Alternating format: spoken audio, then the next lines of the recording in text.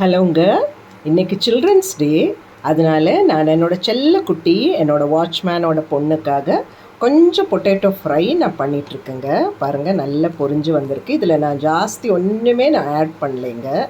நான் சும்மா இந்த மாதிரி பேபி பொட்டேட்டோஸ் வேக வச்சு கொஞ்சம் சில்லி ஃப்ளேக்ஸ், கொஞ்சம் இங்கே பார்த்தீங்களா, இங்கே கொஞ்சம் சில்லி ஃப்ளேக்ஸ் அண்ட் சால்ட் போட்டு வச்சுருக்கோங்க. அதுக்கப்புறம் அது இங்கே எனக்கு அவ்வளோ சௌகரியம் இல்லை. அதனால் நான் ஒரு இண்டக்ஷன் குக்வேர் தான் வச்சுருக்கு. அது நான் இந்த மாதிரி கொஞ்சம் இந்த நான்ஸ்டிக் குக்கில் அவளுக்காக நான் பண்ணிகிட்ருக்குங்க.